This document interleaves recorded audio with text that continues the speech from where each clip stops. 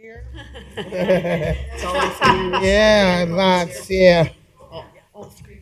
yes. We're going to, yeah, we're going to go in and get started. This is our legislative meeting of February the 19th. We always start our meeting with a silent prayer and pledge of allegiance. If you just could take a moment for silent prayer, thank you.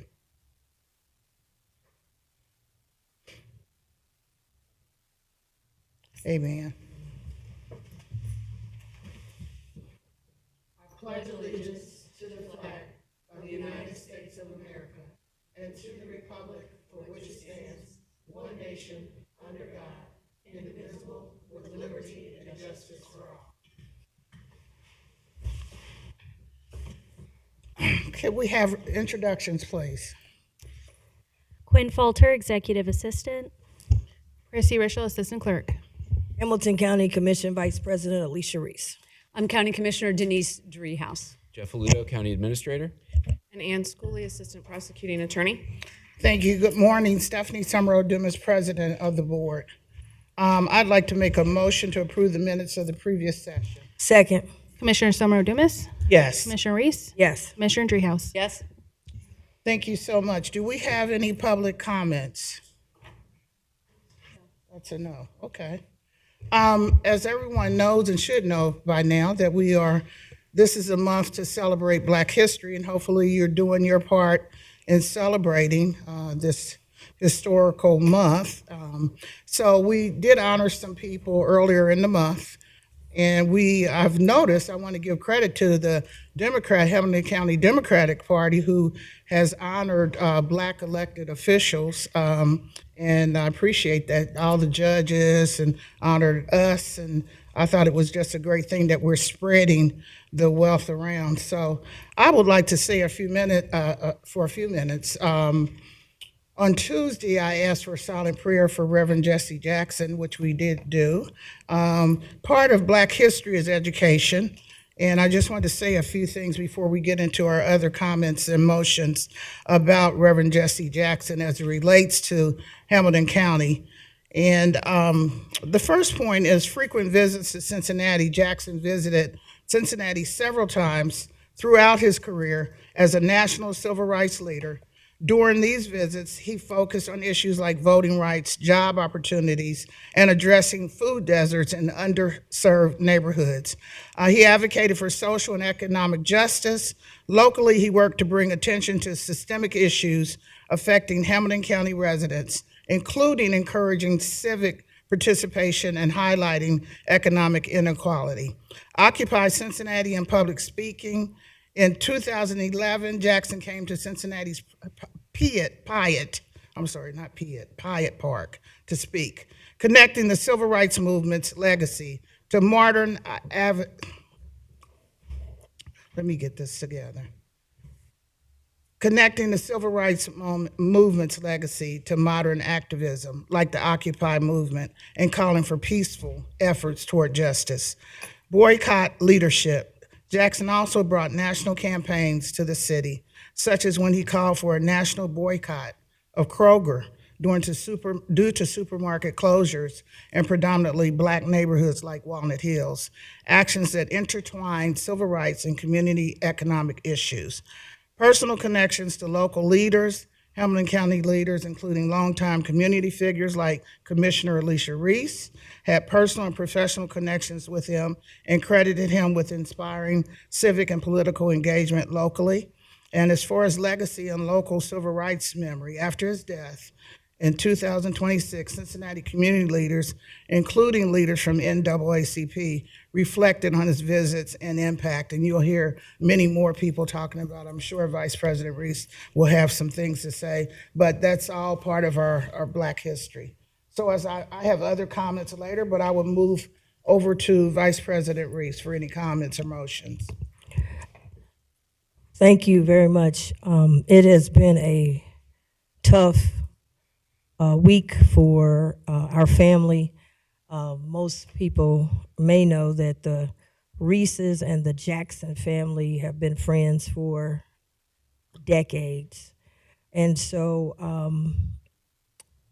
getting the news that Reverend Jesse Lewis Jackson, trailblazer, no words can really describe all the things that he has done. We want to keep the family in prayer. It's very important to keep the family in prayer right now. We could go on, and I wouldn't have enough time to talk about all of his accomplishments. But let me just say that I have been honored to have been trained under the Jackson movement. And training is so important as you are working to change systems and take on systems and make institutional change. You can't make institutional change without having proper training. My father, Dr. Stephen Reese Sr., who has been in civil rights, was with Reverend Jackson, and he met him at the National Baptist Convention when Dr. King was there, and Dr. King's father in the convention would not go along with some of the civil rights things that the young Reverend Dr. Martin Luther King was doing. They walked out of the convention, followed Reverend Dr. Martin Luther King, and Jesse Jackson and my father were young, and they walked out following Dr. King. Reverend Jackson's mission was to carry out Dr. King's movement. We got a lot of things under Dr. King. We had a public accommodation. We got open housing. We got Voting Rights Act. We've got the Civil Rights Act, a lot of those things. But Reverend Jesse Jackson's mission was to enforce and to expand Dr. King's initiatives. So even though we got those things, we had to register and vote. Even though we got those things, we had to make sure that companies, and that's why he came and he boycotted not just Kroger, but he had a lot of companies that they boycotted because Dr. King had put him up over what was called Operation Breadbasket. That was the economic arm of Dr. King's movement. And so Reverend Jackson, his job was to go on the economic side. And my father, being an entrepreneur, that's how they started working together. He would also be good friends with my pastor emeritus, Reverend H.L. Harvey Jr., and that's how my father would meet him, and that's how our family would have joined New Friendship Baptist Church, which was a movement church. With that, they took on many companies, corporations who were not hiring Black people. That's why we had affirmative action, but nobody was reading the resumes so you can get the job. And so we were enforcing that. They were saying we're spending money with companies, but we can't spend our money with companies. You take our money, but you cannot hire us. You cannot promote us. And people that come from a communications background, Blacks and women, he fought for Blacks and women to be able to be anchors, be able to be with news in newsrooms and those kind of things. So we see women and we see Blacks anchoring and asking questions and so forth. That came from the Jackson movement. So when he did come here and he challenged Kroger, I was president of Ohio Legislative Black Caucus, and he had me come with him to an editorial board at the Enquirer, and challenging food deserts, challenging Blacks moving up the ladder. We're paying for products, but we can't have, you don't advertise, you don't pay people the wages, and you're leaving the neighborhoods. And so I was honored to be in that room. I was honored that my father had me in the room as a little girl and as a teenager. And he would say, come in these rooms, but don't say nothing. Look, and I didn't know what I was looking at, but I was learning. And so I was in the room when he said he was going to run for president. Most people thought he wanted to run for president. He said it was time for a Black to run for president. He had asked all the people that was in Congress. He asked all the people in the community. And so the media said, who is the candidate? No one said, I can't do it right now. So that's how Jesse Jackson became the candidate. And when I was in that room, he made a powerful speech. He said we can come from the outhouse to the White House. I said, oh man. I was a teenager. I said, man, if he can do that, I can be class president. I can go back and run for class president at Withrow. And I did. My father brought him to town. Every time he came to town, we had to stop what we were doing and get organized. He made many trips to Integrity Hall Banquet and Conference Center. It's Black History Month. My parents had the first Black-owned banquet conference center in Cincinnati's history. He came there many times. He did a rally for the Cincinnati Public Schools levy. The levy was losing.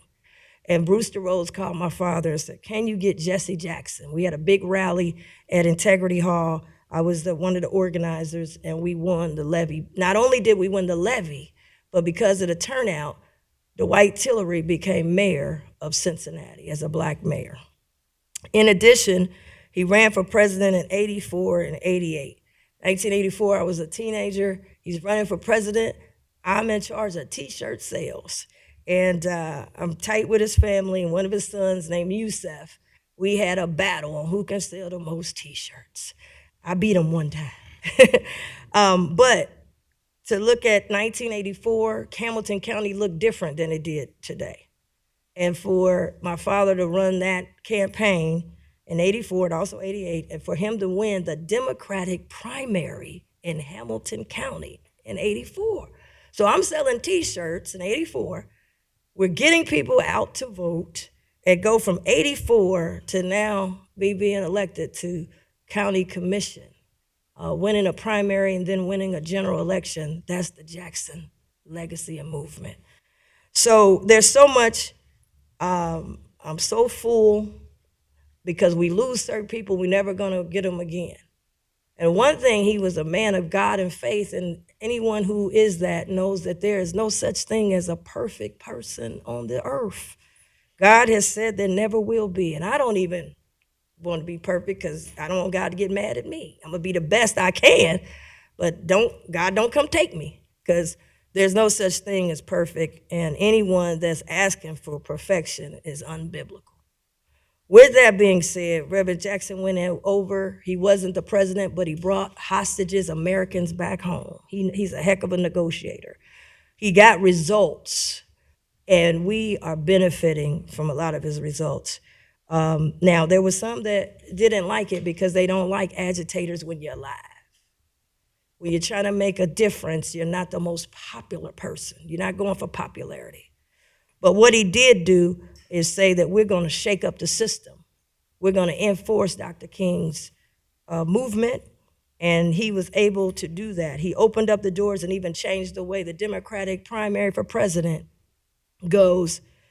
And I can't even believe I've been in the rooms. I was in the room with him as a college student when he took on Major League Baseball owners. It was in Dallas. I was at Grambling. My father said, hey, you want to come see me? I said, yeah, I didn't know I was coming to a meeting. He said, now come in the room and don't say nothing. Don't be seen and don't be heard. But I got to watch him take on owners. So when I get into owners' rooms, I'm not nervous because I've been in there with Jesse Jackson. When he took on owners for coming into the front office, and as a result, someone who went to school with me, Mike Hill, has been in the front office of Major League Baseball. So it's so much that I can say. We lost, they don't make these kind of people every day. And Black history, American history, and I will have more people can tune in. I have a show, Alicia Reese Soul Food, this week. I'm gonna do a special from noon to 1:30 with Dr. Reese. You're gonna get some behind the scenes stories of the movement, and it's open to everybody. They can go on 103.1 FM from noon to 1:30. So please keep the family in prayer, especially Mrs. Jackie Jackson, one of the strongest women I've ever met. Thank you for the time. Thank you, Commissioner Driehaus. Thank you. I have a couple things, but I too wanted to say something about Reverend Jesse Jackson and the huge loss that it leaves in our community, especially poignant because it's Black History Month, where we are recognizing so many champions and we lost one of our champions this month. And so it is a huge loss for the country. He was an icon in the civil rights movement, but then beyond that, challenged us to be bold, to think differently about structures, about how things are might not be equitable. And so he challenged people to think differently about our normal lives and our everyday lives in a way that moved things forward. And I think that was the impressive thing about Jesse Jackson, was that he was so passionate. He was such a great speaker. But he moved people to want to do the right thing in the face of different points of view. And so I really respect that work. I know he had been engaged in the work for many, many years, but had a lot of respect for the work and how it touched really everything that we are doing now. I mean, the civil rights icons have made it possible for us to do the kind of work here in Hamilton County that has moved this county forward and is reflective of many people in our community. So I wanted to give my recognition and my condolences also to the family of Jesse Jackson. Beyond that, I had the privilege of honoring a couple other special people here in Hamilton County.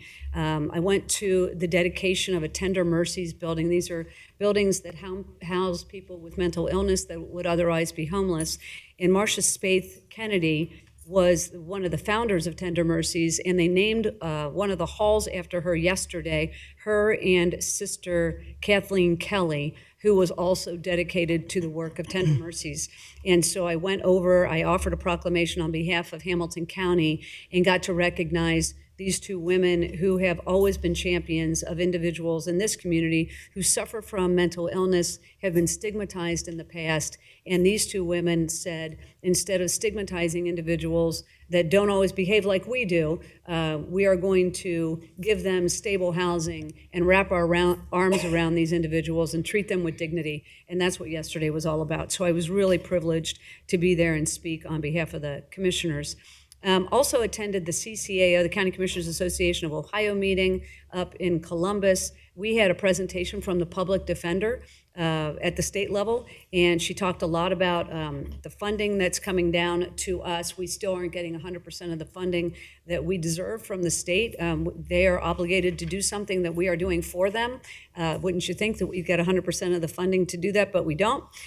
So she talked a little bit about that. We're doing better than we used to, but there's still a little ways to go. And then, of course, we also talked about property taxes and got an update on what's going on by way of the individuals that are collecting signatures. We don't know how far along they are, but we do know that they're out there collecting signatures. And so it puts us in a position to have to continue to talk about the importance of county services and the impact to our citizens by way of 911 and sheriff deputies and JFS and all the things that we do. So it was a very robust conversation. I also, as the chair of the Solid Waste Policy Committee, attended the meeting yesterday. We had a presentation from Rumpke that was very informative. A lot of numbers get kicked around about the life of the landfill out in Colerain Township, and they brought some clarity to how you figure out the life of a landfill and what numbers are actually true. And so I was grateful for them to come in. They talked a lot about recycling and some of the other work they're doing to divert waste from the landfill. And at that meeting, we also talked about organics. We as a commission have supported a pilot program in Hamilton County where we're trying to divert organics from the landfill in addition to just the recycling. And so we got an update on how that's going. It's going well. More to come after our next meeting, and we meet quarterly, so that'll be later in the year. And then lastly, I've got two very important announcements here at the end. One is that I've got a new addition to my office. Gavin Campbell, who is in the back of the room, has joined Team Driehaus here in Hamilton County. It's a very small but mighty team. He comes to us from Ready, Cincinnati, and so he's got a lot of experience with economic development. He's got a great background. He spent some time also working at City Hall, and so he's got a breadth of knowledge when it comes to the work that we do. And so welcome, Gavin, to the team. We're delighted to have you. The reason for Gavin coming is that I'm losing Kevin Ty, who is retiring from my office and moving back over to the Good Government Group. Kevin, when we met, we've been together for 10 years. You know, it's a long time. He was a very young man at the time. I was not young, but here we are. But anyway, so Kevin was very young when we first started working together. He was my finance guy for my campaign back in 2016 for the county commission. This was when I won the seat. It was not an easy campaign. We had to raise a lot of money and do a lot of work. We worked for a full year to gain the seat by 1%. That was the margin of victory. So I am very grateful to Kevin for his work to get us here, and then later on joining the office as the chief of staff. And he's done a very good job of representing the office, particularly in the chiefs of staff meeting, where our chiefs are our voices in those meetings, and it's so important that you've got someone in that role that can convey the priorities of the office, listen to what's being said by others, and then try to negotiate and compromise on things so we can all agree on something to move forward with. So he's very bright, he's very talented, all the things. Everybody loves Kevin. There's a lot of pastries in the room because people have brought them in for Kevin. But I do want to recognize that his service has been not only to my office, of course, but to the people of Hamilton County. And he takes that work very seriously. Spent a lot of time doing constituent work and a lot of outreach on behalf of the office to things like, whether it's about a road or somebody's benefits not coming through or whatever it is. Kevin's heart was always in it, and I'm really grateful for that because it takes a special person to do the work. I've also had the pleasure of meeting his wife, Mary, and he's got these two great kids, McKenna and Teddy. They have been part of the conversation in the office, and so it's been really a pleasure to kind of see the family grow up with us and be part of the work that we do. It's been really great. So thank you, Kevin, for everything. He's going over to, as I said, to the Good Government Group, so he's still going to be around. He's just going to be on the other side, right, on the side that we can't talk about in this building. It's over on the political side. So I am sure we will see more of him, but good things to you, Kevin. You'll be great going back over to the Good Government Group. So thanks so much for your service to the county. And that's all I have, Madam President. Thank you. And I wish you well, Kevin. Wish you well. I wanted to ask the question, Commissioner Dreehouse, you were saying they don't know right now how many signatures for that legislation. Just if you could let me know, I think it's 400, a little over 400,000 they need. Is that correct? They need about 415,000. Okay. We did have the individuals that are actually the champions of this and collecting the signatures come before us at one of our meetings. They would not divulge how many signatures they have gotten, but we suspect it's around 200,000 or so. And the 415 have to be valid signatures. So they've got until July to collect those signatures, so more to come on that. Thank you. I thought it was very interesting, too. Their signatures have to be all over the state. They can't just have, a couple counties. So I have a few things. I went to the OKI annual luncheon, and I sat at the table with the CEO of CVG. Just get ready. The airport is doing lots of innovative, creative things, so I think it will benefit all of us. I also was talking most of the morning before, or I should say afternoon before the other speaker got up, with Congressman David Taylor. And he's been a congressman for about a year and a half. And his focus, a lot of his focus was about infrastructure. So two great speakers I truly enjoyed myself.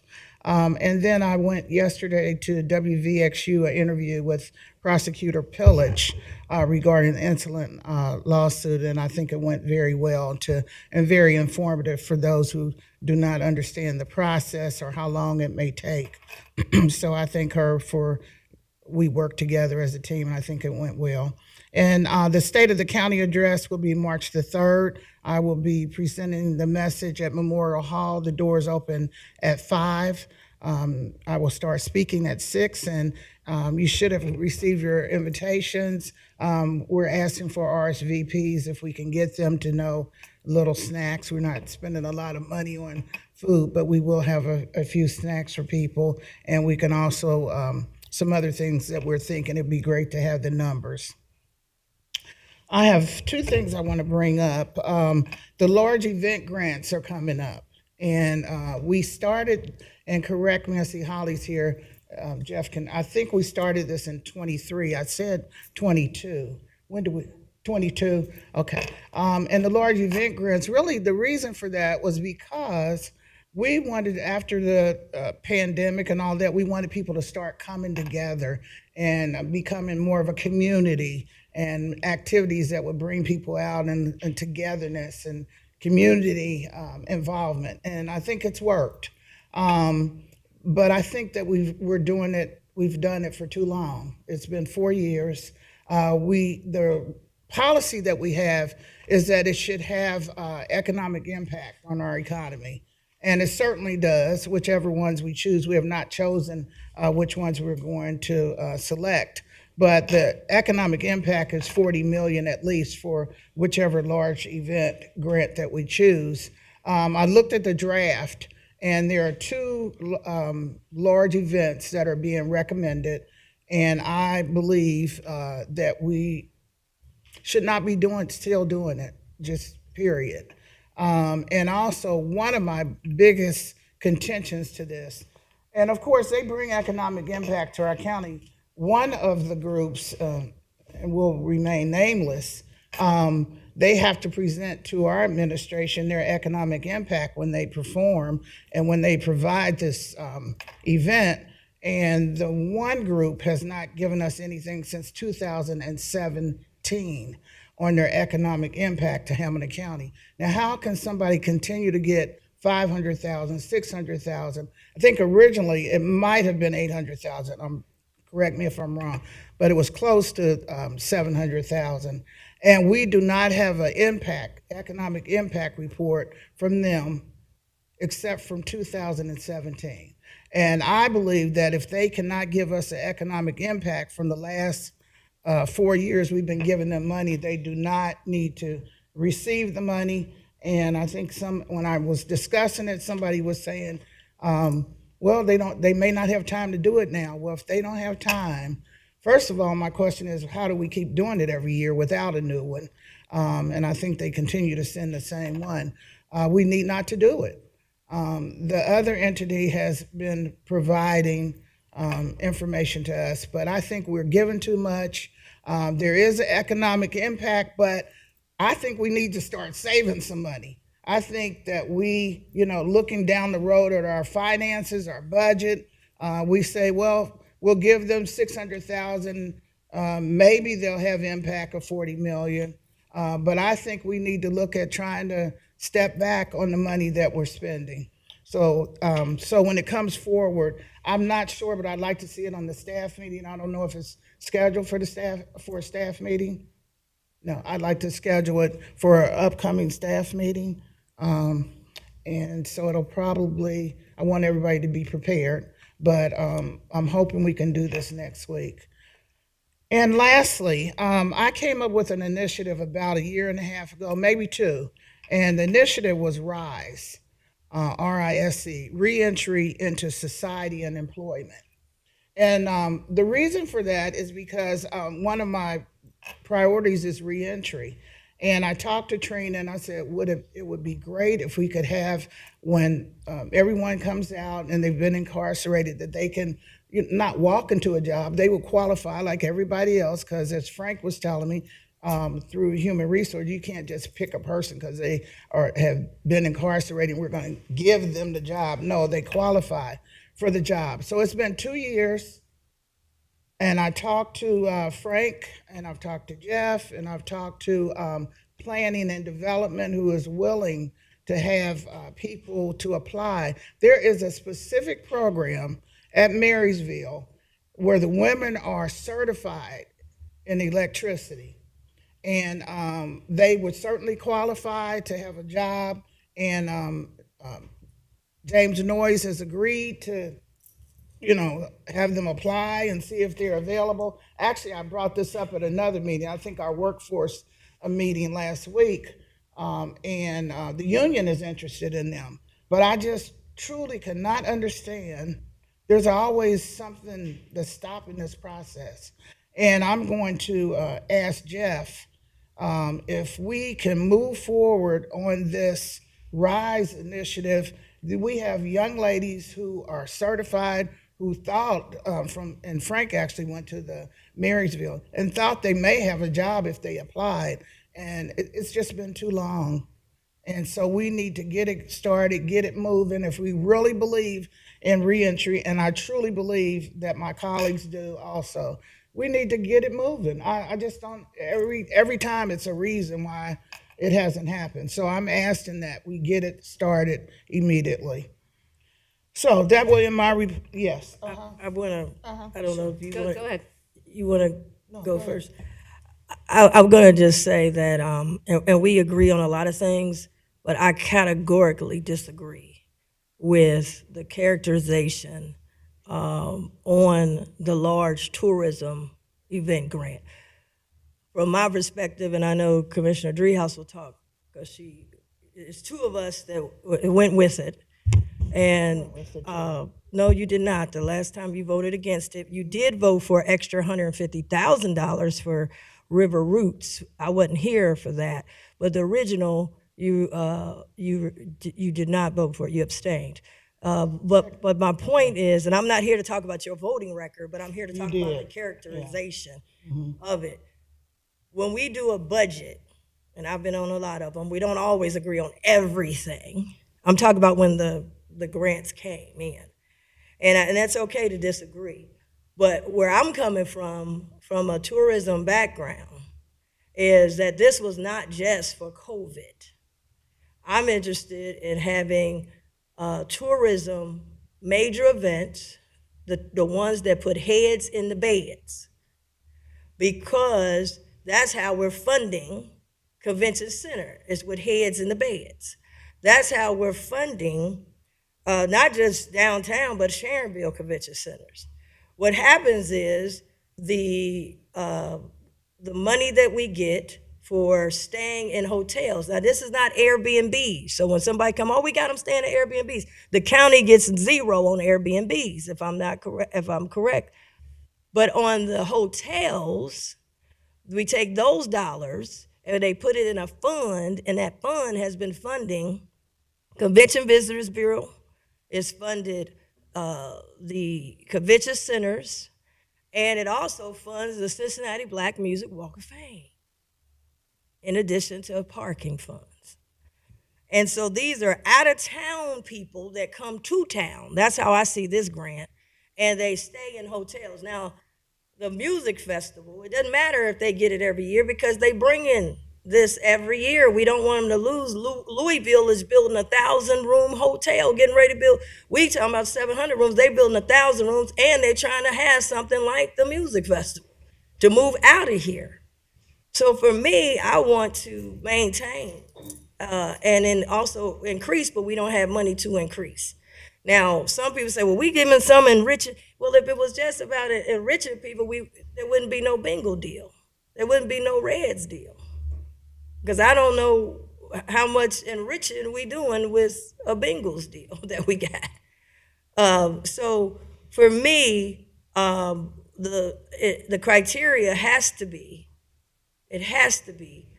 heads in the beds. Now, one weekend out of a year, all hotels price gouge.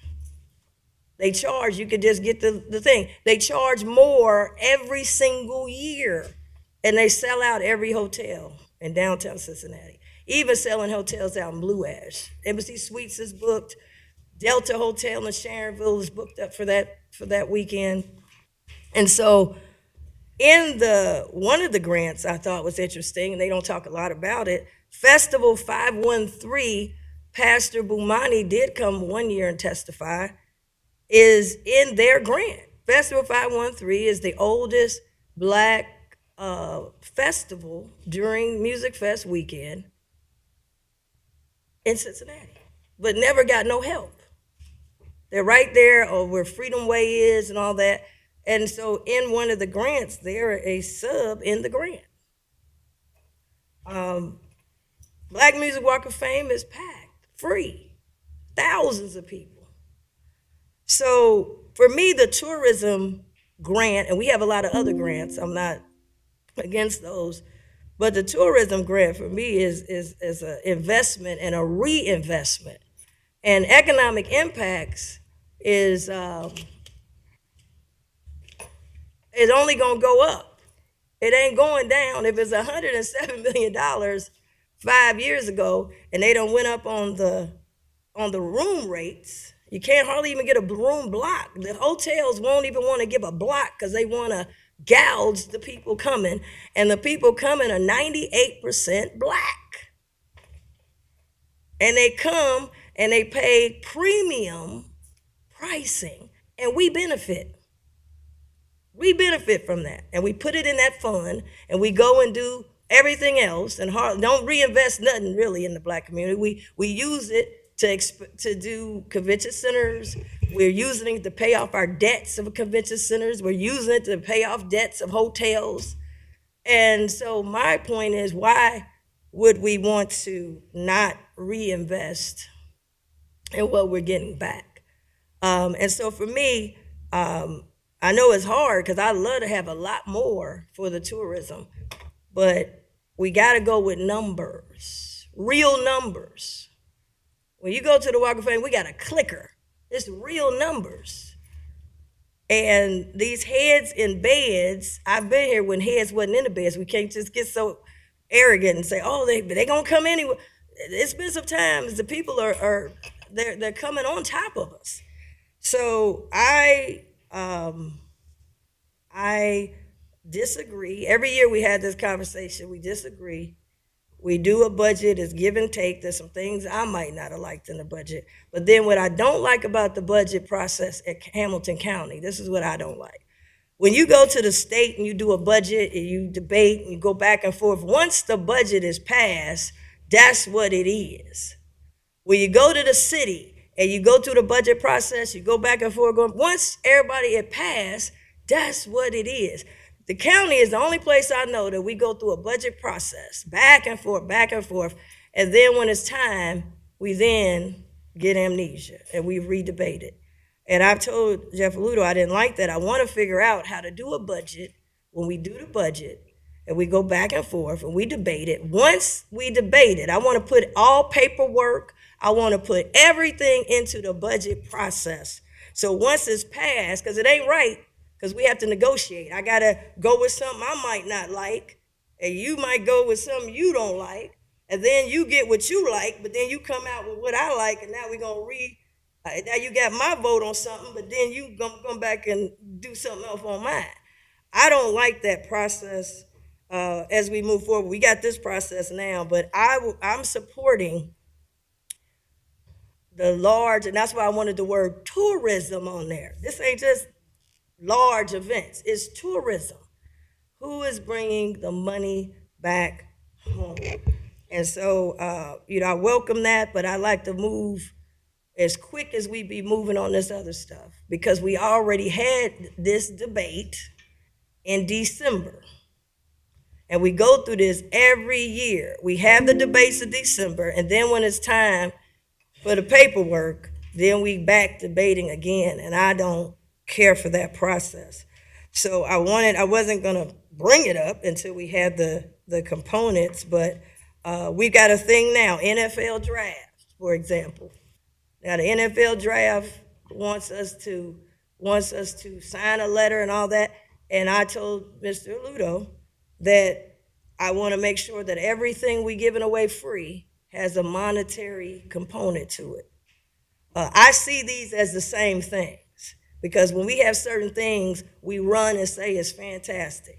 And then over here, we say we trying to save money.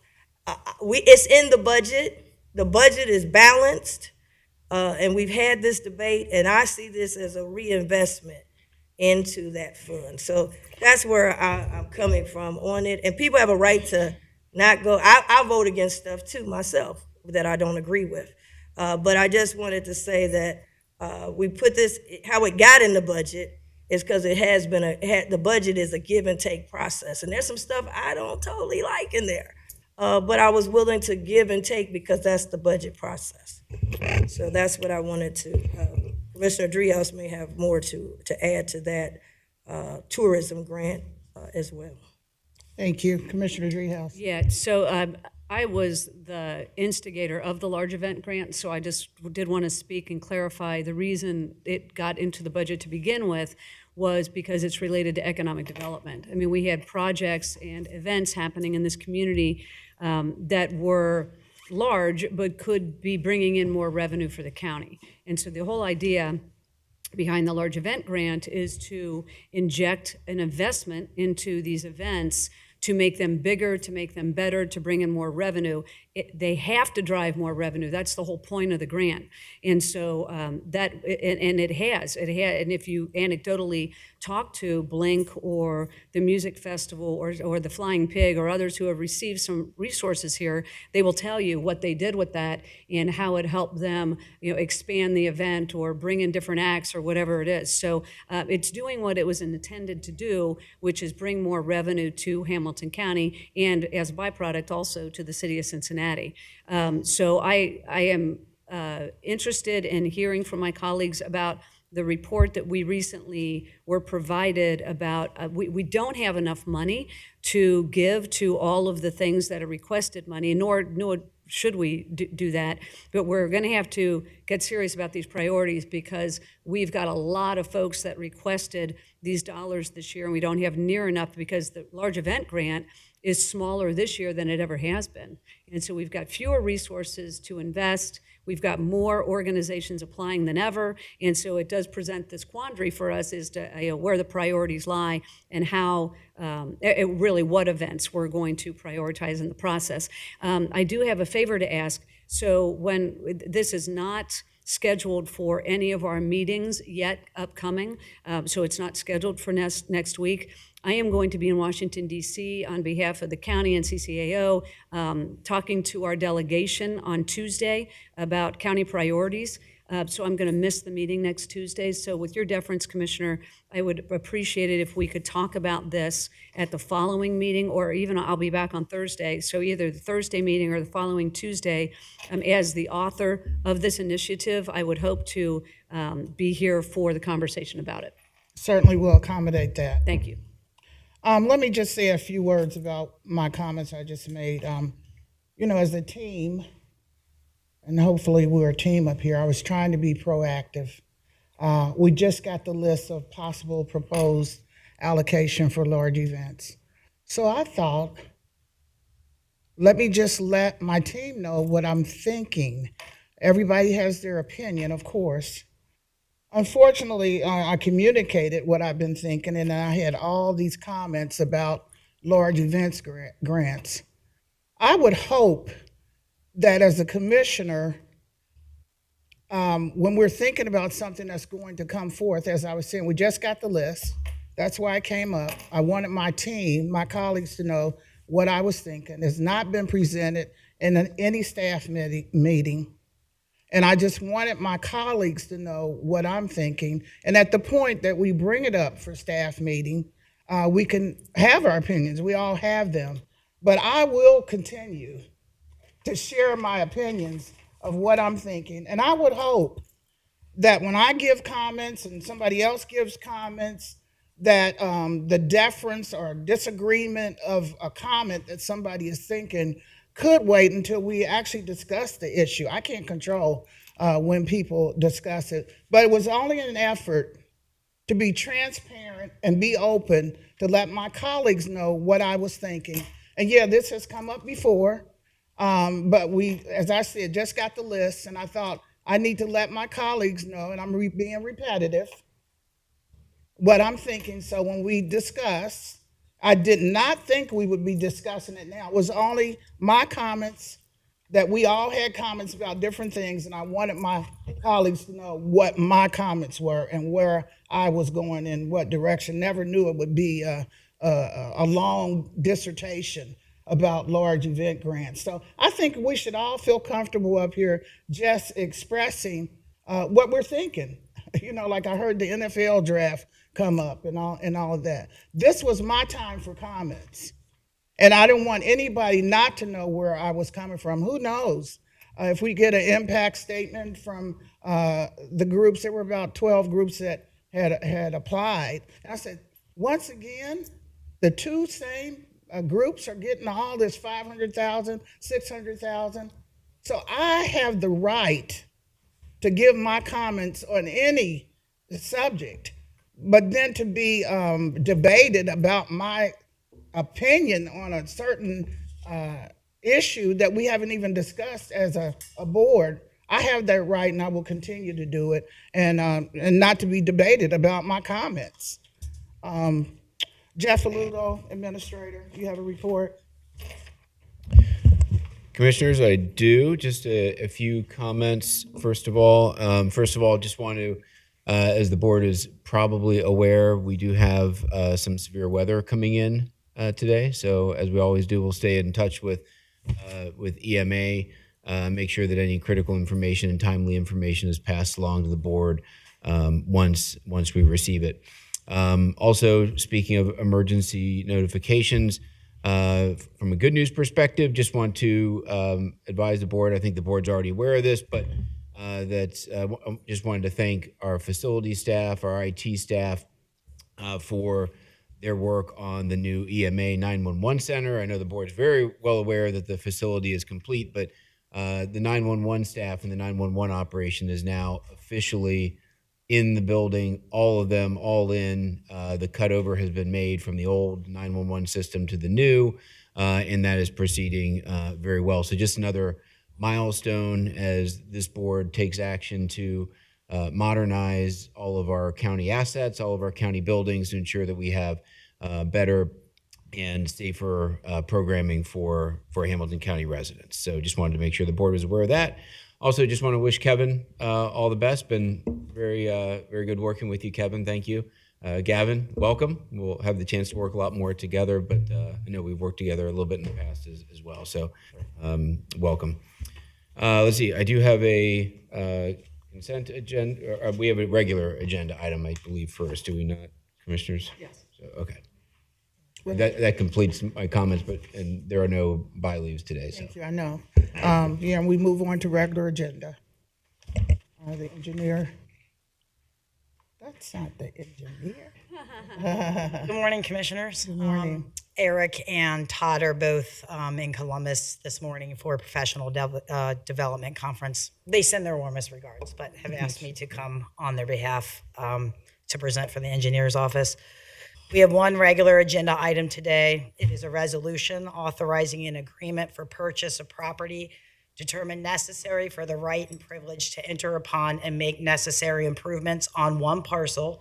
It's related to project 502305, which is the East Miami River Road improvements spanning 1103 East Miami River Road to 700 feet north of Dunlop, located in Corrine Township. The property as at issue in the agreement is located at 11135 East Miami River Road. The owner is Robert E. Stockmeyer Jr. The agreement would give the county a permanent standard highway easement, and the amount for purchase would be $1,000. Funding for this agreement comes from the Permissive Auto Fund. Happy to answer any questions you may have. Thank you. Any questions or comments? No questions. I have just a quick question. This is on East Miami River Road. Is this near the Regional Safety Complex? Commissioner, I do not know whether it is or is not. I'm happy to check on the map and shoot an email to. That's not the reason for this. No, the reason for this particular easement is related to one of our county roadways. We are actually reinforcing some concrete piers and installing a storm sewer to deal with like water runoff. So it's just part of an ongoing project that we have, just one of the particular parcels in that project. Thank you. Thank you. I make a motion to adopt item 1. Second. Commissioner Summer Dumas, Yes. Commissioner Reese. Yes. Commissioner Dreehouse. Yes. Thank you. We'll move on to consent agenda items. Jeff Aludo. Thank you, Commissioners. I'm glad to see that Ms. Bess's usurpation of the engineer's office is officially complete. So congratulations on your. That's right.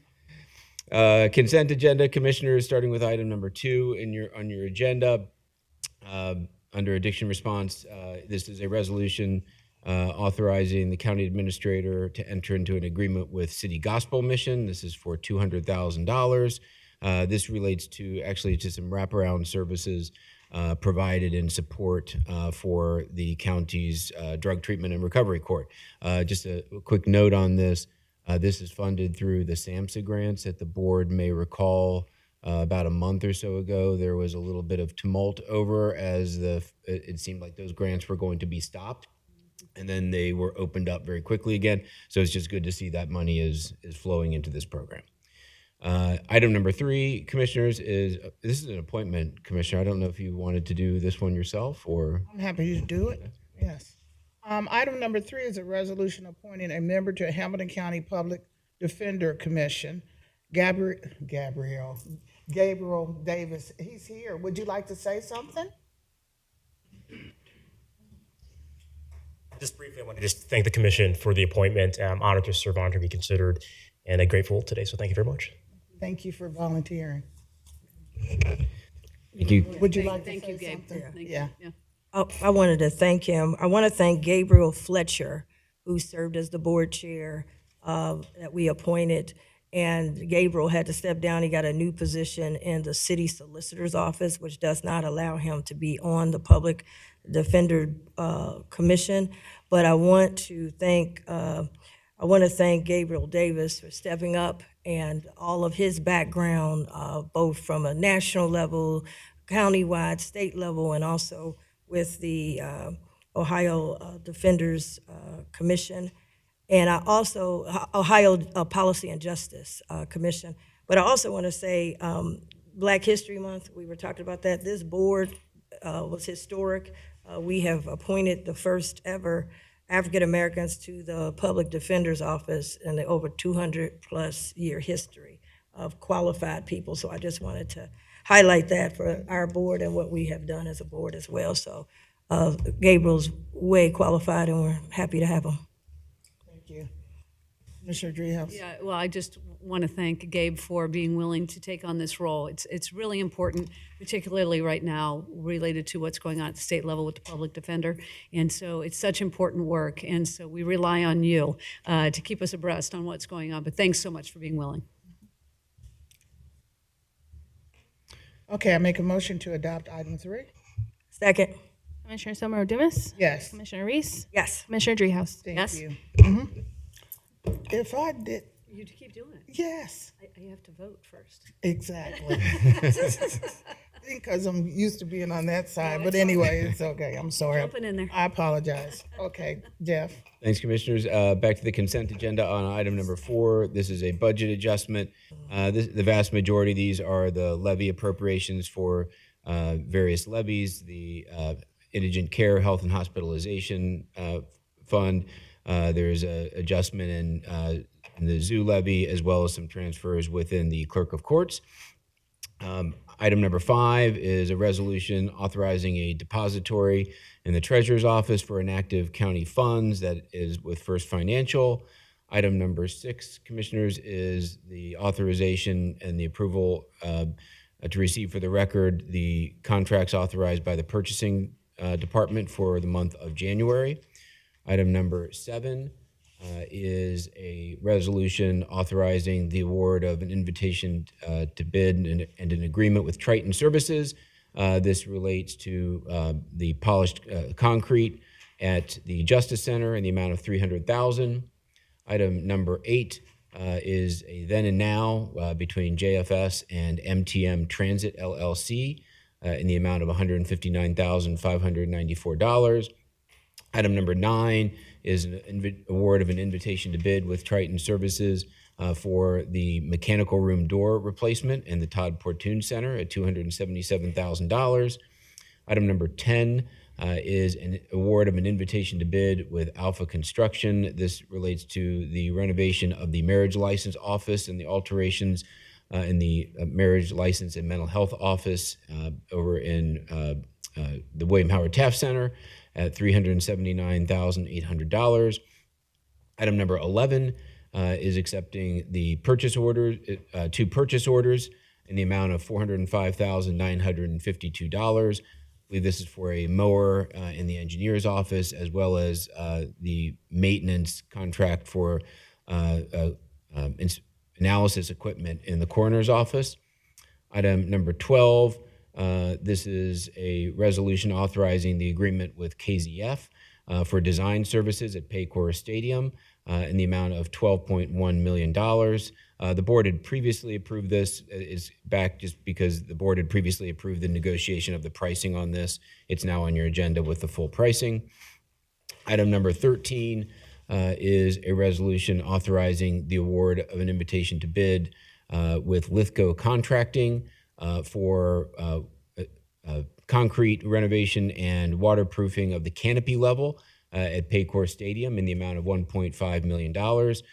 The board will recall at the last meeting you approved a contract for the lower levels. These are the canopy levels.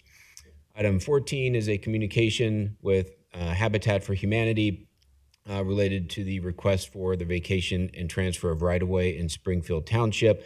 The correspondence also indicates that this is for the advancement of a specific affordable housing project.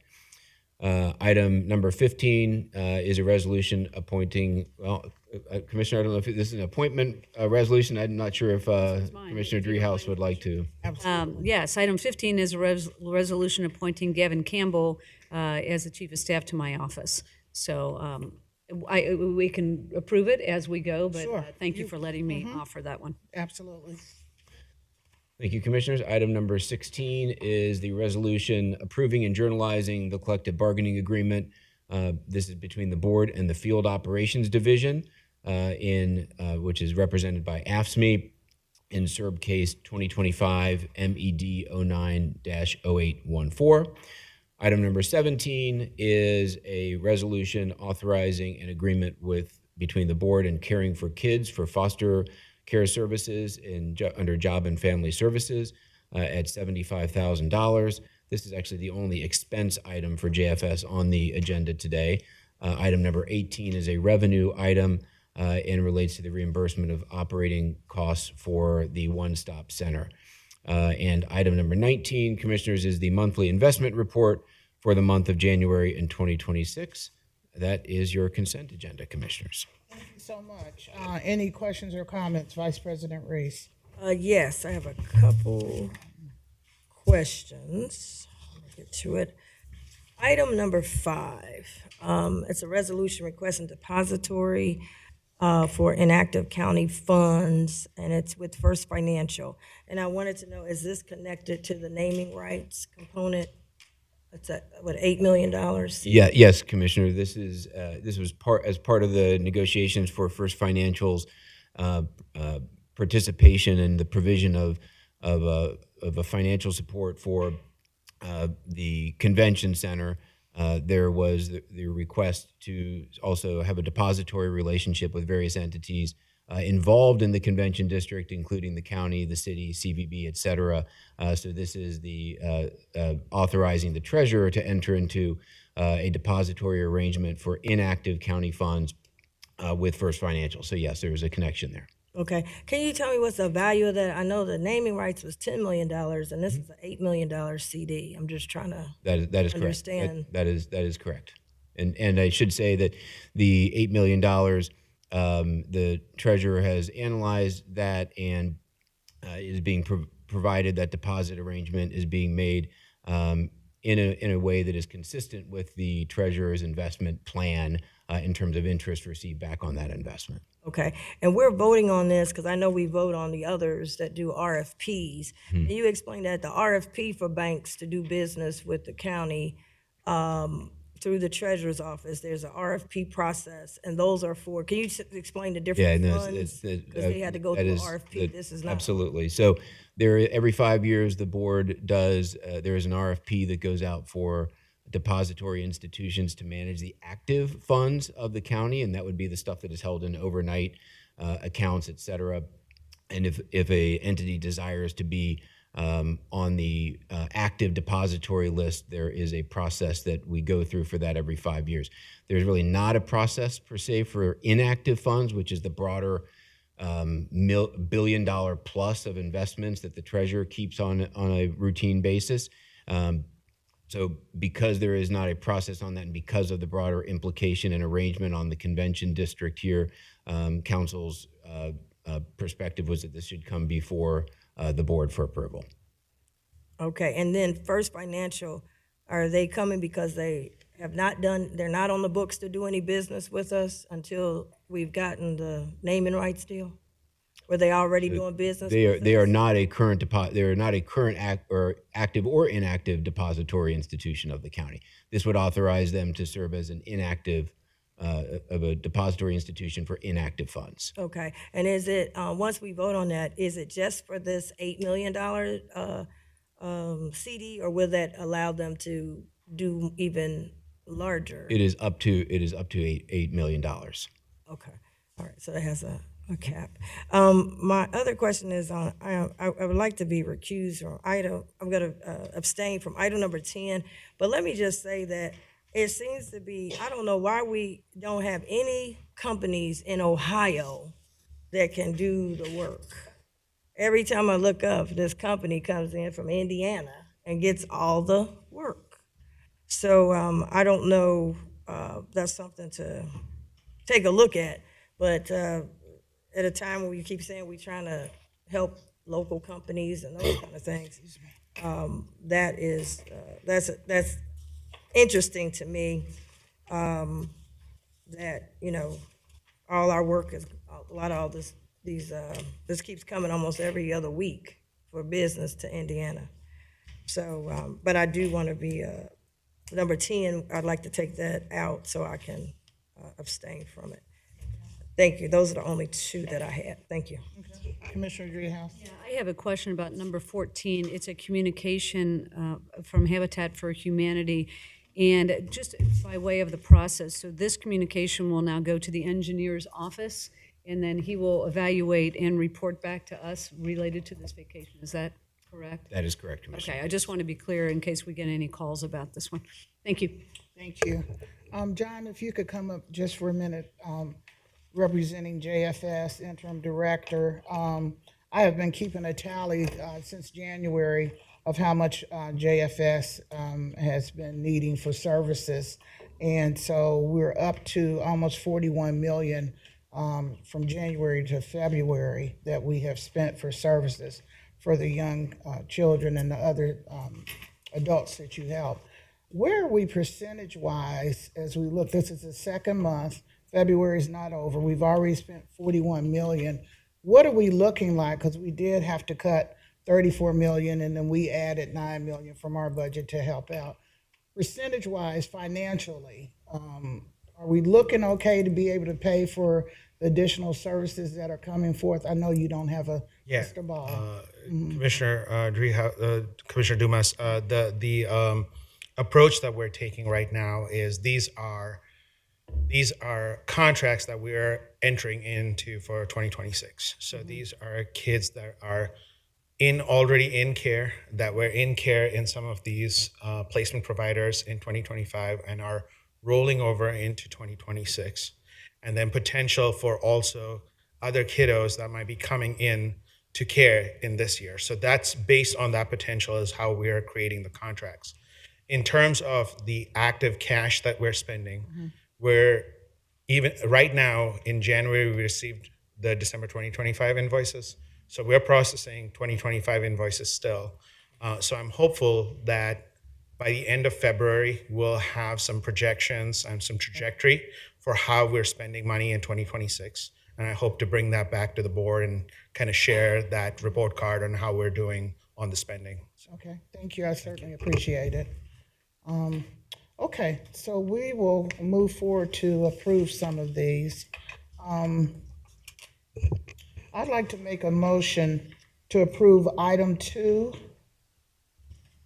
and items 4 through 9 and items 11 through 20. Second. Commissioner Summer Dumas, Yes. Commissioner Reese, Yes. Commissioner Dreehouse. Yes. Is there an item 20? They only have 19. Oh, Yeah. I don't have an Monthly updated. investment report. What's the investment report? Okay. That goes to 20. All right. Uh-huh. Yep. So, yes, if I didn't already do it. Okay.